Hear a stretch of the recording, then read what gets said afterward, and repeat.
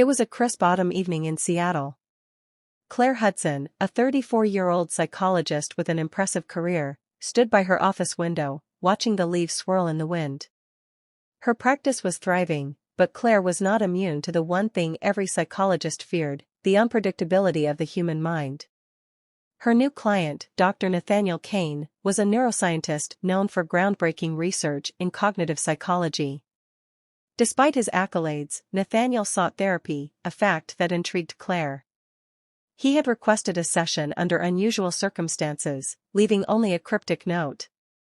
"The mind is a labyrinth, sometimes it turns on itself. Help me find the way out." Their first session began with an air of tension. Nathaniel was articulate but reserved, his sharp green eyes scanning Claire's office, like he was analyzing her. "I'm here because I've discovered something," he began, his voice low and deliberate. "Something that could change everything we know about human behavior. But it's consuming me." Claire leaned forward, intrigued. "What have you discovered?" Nathaniel hesitated before pulling out a worn leather notebook. He flipped it open, revealing pages filled with complex equations and handwritten observations. "It's a phenomenon I've named neural echoes," he explained. "The brain doesn't just process memories, it revisits them, reinterprets them, and sometimes manipulates them." Claire frowned. "Are you suggesting the brain can create false realities?" Nathaniel nodded. "Exactly. I've been running experiments, and I believe I've stumbled upon a way to control these neural echoes. But it's dangerous. It's already begun affecting me." Claire's heart quickened. "How so?" "I'm losing track of time," he admitted. "I'll think I'm in one moment, only to realize hours have passed. And I've started dreaming while awake." The concept was not entirely foreign. Dissociation and altered states of consciousness were well documented in psychology. But Nathaniel's case felt different, more sinister. Over the next several sessions, Nathaniel shared vivid accounts of his experiences. He described waking up in places he didn't recognize, having conversations with people who didn't exist, and feeling like an observer in his own life. Claire tried grounding techniques and cognitive behavioral therapy, but nothing seemed to help. One evening, after an especially intense session, Claire decided to investigate neural echoes herself. She delved into Nathaniel's notebook, poring over his research. His findings were meticulous, but one entry caught her attention. "The mind is not just a processor, it's a storyteller. And like all storytellers, it sometimes lies to protect itself." The more Claire read, the more she felt drawn into Nathaniel's world. She began experiencing strange phenomena herself, shadowy figures in the corners of her vision, whispers that seemed to echo in her empty office. As weeks passed, Claire noticed changes in Nathaniel. His once methodical demeanor became erratic, his accounts darker and more fragmented. He spoke of a presence, a shadow that followed him, whispering his deepest fears. "Claire," he said one evening, his voice trembling, "what if neural echoes are more than just memories? What if they're a bridge to something else?" Claire tried to dismiss his fears, attributing them to his deteriorating mental state. But deep down, she couldn't shake the feeling that he might be right. One night, while working late, Claire decided to test one of Nathaniel's experiments, a meditation technique designed to access neural echoes. She followed his instructions, focusing on a specific memory from her childhood. At first, nothing happened. But then, she felt a sudden jolt, like electricity coursing through her veins. The room around her shifted, and she found herself standing in her childhood home. It was eerily quiet, the air thick with nostalgia and unease. As Claire wandered through the house, she saw herself as a child, playing with her younger brother. The scene was familiar, yet something felt off.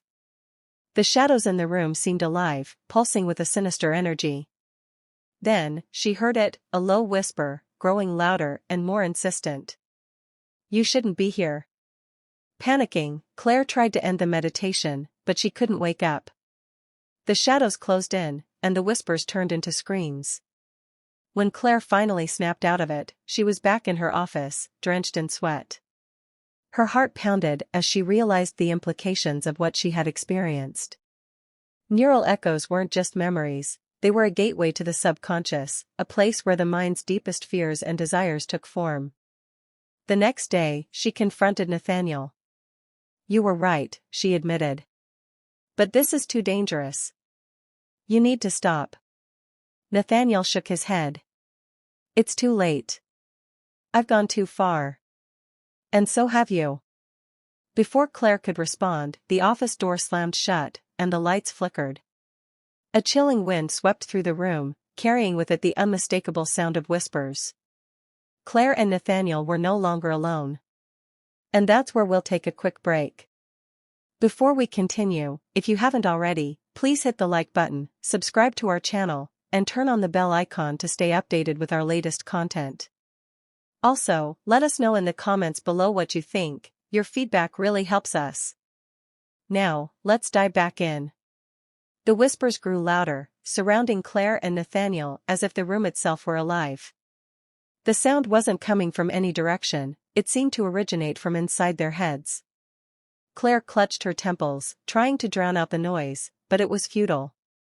Nathaniel's face was pale, his eyes wide with fear. "They're here," he whispered. "Who?" Claire demanded, her voice trembling. "The echoes," Nathaniel replied, his voice barely audible. "I thought I was just uncovering hidden memories, but they're more than that. They're alive. They've been waiting for someone to find them." Before Claire could process his words, the temperature in the room plummeted. Her breath turned to mist as the lights flickered violently. Suddenly, the whispers ceased, plunging the room into an eerie silence. And then, they saw it. A shadow, darker than the night, began to form in the corner of the room. It twisted and writhed, growing larger with each passing second. Claire's instinct screamed at her to run, but her legs refused to move. Nathaniel took a shaky step back, his voice trembling. "It's a manifestation of our deepest fears. It knows us, Claire. It is us." The shadow shifted, taking on a vaguely humanoid form. Its face was a swirling void, but Claire could feel it staring directly at her. A cold, hollow voice echoed through the room. "You opened the door. Now, you must walk through it." Claire found her voice, though it cracked with fear. "What do you want from us?" The entity didn't answer. Instead, it raised a shadowy hand, and suddenly, Claire and Nathaniel were no longer in the office. They were standing in a forest, but it wasn't any forest Claire recognized. The trees were impossibly tall, their twisted branches reaching out like skeletal hands. The ground was covered in a thick mist, and the air was heavy with an unnatural stillness. "Where are we?" Claire whispered. Nathaniel looked around, his face ashen. "This isn't a place. It's a state of mind. We're inside the echoes." Before Claire could respond, the whispers returned, louder and more insistent. This time, they weren't incoherent. They were speaking to her. "Do you remember the day he left? Do you remember what you did? You can't hide from us, Claire." The words struck her like a physical blow. Memories she had buried long ago began to surface, memories of her father walking out on their family, of the guilt and anger she had carried for years. Nathaniel grabbed her arm, snapping her out of the reverie. "Don't listen to them. They're feeding on your pain." But it was too late. The ground beneath Claire's feet began to crumble, and she felt herself falling. Nathaniel reached for her, but his hand passed through hers like smoke. When Claire hit the ground, she found herself in a new scene. She was back in her childhood home, but this time, it was different. The walls were cracked, the furniture covered in dust. A single light flickered overhead. She heard footsteps behind her and turned to see a figure standing in the shadows. It was her father, or at least, it looked like him. "Why didn't you stop me?" the figure asked, its voice a chilling echo of her father's. Claire's heart raced. "You left. I was just a child. It wasn't my fault." The figure stepped closer, its features distorting into something monstrous. You've been telling yourself that lie for years. But deep down, you know the truth. You could have stopped me. You just didn't want to. Claire backed away, tears streaming down her face. No. That's not true. The figure lunged at her, and everything went black. Claire awoke with a gasp, back in her office. The lights were on, and the room was eerily quiet. Nathaniel was slumped in a chair, his face pale and drenched in sweat. What happened? Claire asked, her voice shaking. Nathaniel looked at her, his eyes hollow. We barely made it out. But they're not done with us. Claire felt a chill run down her spine. What do you mean? Nathaniel held up his notebook, which now had new entries neither of them had written. The mind is a prison. And the echoes are its wardens. Claire realized then that this was only the beginning. The echoes had followed them back, and they weren't going to let go. The eerie silence in the office was broken by the sound of Claire's unsteady breathing. Nathaniel, still gripping the notebook, looked at her with a mixture of concern and something else, an unspoken connection that had grown between them over the past few weeks. Claire, he said softly, stepping closer. Are you okay? Claire nodded, but her trembling hands betrayed her. I don't know. I feel like I'm losing myself. Nathaniel placed the notebook on the desk and gently took her hands in his. His touch was warm, grounding her in reality. You're not alone in this, he whispered. We'll face it together. Claire looked into his eyes, seeing the vulnerability behind his confident exterior. She had always admired his intellect, but now she saw the man beneath the brilliance, someone who, like her, was grappling with fear and uncertainty. Their proximity made her heart race, but not out of fear this time. The intensity of the moment was electric, charged with emotions neither of them fully understood. Nathaniel, she began, her voice barely audible, why did you come to me? Out of all the psychologists you could have chosen, why me? Nathaniel hesitated, his gaze never leaving hers. Because I knew you'd understand. You don't just study the mind, you feel it, live it. And, because I've felt something since the moment we met. Claire's breath caught in her throat. The room seemed to shrink around them, leaving only the two of them in a bubble of shared vulnerability. Before she could respond, the shadows in the room shifted, a reminder that their ordeal was far from over. But in that fleeting moment, they found solace in each other, a small beacon of light in the darkness. Nathaniel's hand moved to Claire's cheek, his touch hesitant yet tender. I don't know what's happening to us, but if there's one thing I'm certain of, it's this, he said, his voice trembling with emotion. Claire leaned into his touch, her own fears momentarily forgotten. Nathaniel, she whispered, her voice trailing off as he closed the distance between them. Their lips met in a kiss that was both desperate and tender, a collision of fear, hope, and longing. For a moment, the whispers faded, the shadows receded, and the world around them disappeared. But the reprieve was short-lived. A sudden crash shattered the moment, pulling them back into the harsh reality of their situation. The shadowy figure reappeared, its form more defined and menacing than before. You cannot escape, it growled, its voice reverberating through the room. Nathaniel stepped in front of Claire, shielding her with his body. We're not afraid of you, he said, though his voice betrayed his fear. The entity laughed, a chilling sound that seemed to echo from every corner. Your minds are mine. And love won't save you. But Claire felt a surge of determination. She wasn't going to let the echoes control her life. She grabbed Nathaniel's hand and pulled him toward the notebook. If the echoes are part of our minds, then we can fight them, she said. Nathaniel nodded, understanding her plan. Together, they focused their thoughts, channeling their willpower into a shared memory, a moment of pure joy and connection. As the memory grew stronger, the shadows began to waver. The entity roared in anger, its form disintegrating as the light of their shared memory consumed it. When the shadows finally vanished, Claire and Nathaniel collapsed onto the floor, exhausted but alive. Claire turned to Nathaniel, a faint smile on her lips. I guess love is stronger than fear after all. Nathaniel chuckled, his hand finding hers. And maybe, just maybe, we can rewrite the story. As dawn broke over the city, Claire and Nathaniel sat together in her office, the chaos of the night behind them. But they both knew the echoes weren't gone for good.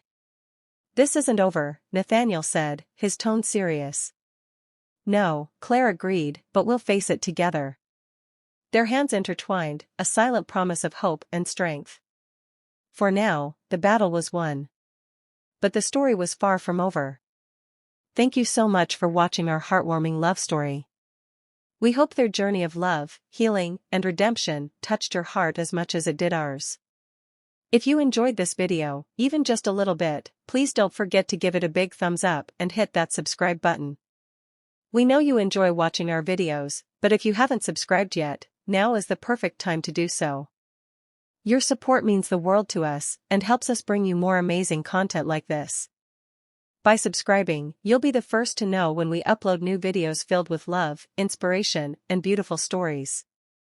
Plus, you'll be joining a wonderful community of people who appreciate heartwarming tales just like you.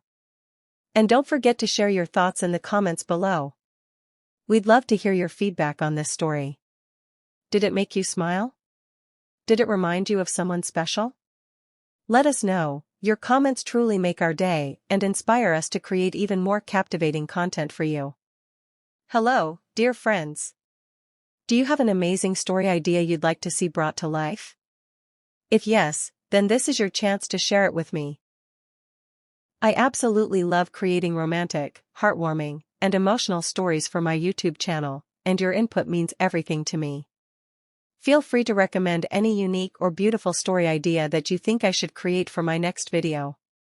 It could be about love, relationships, family, or even something dramatic and emotional, anything that touches your heart. Just drop your story idea in the comments section below. You can share as much detail as you'd like, because the more you tell me, the better I can bring your idea to life. Your suggestions will directly shape the content I create. Imagine watching my next video and knowing it was inspired by your idea. Together, we can craft stories that are not only captivating but also filled with deep emotions and unforgettable moments. Thank you so much for your constant love and support. I can't wait to read your ideas and create something truly special based on your recommendations. Don't forget to like this video, subscribe to my channel, and hit the notification bell so you never miss a new story. Let's build a community where your creativity and my storytelling come together to make magic. Looking forward to your amazing ideas. Let's make this journey even more exciting and personal. Share your story ideas in the comments now.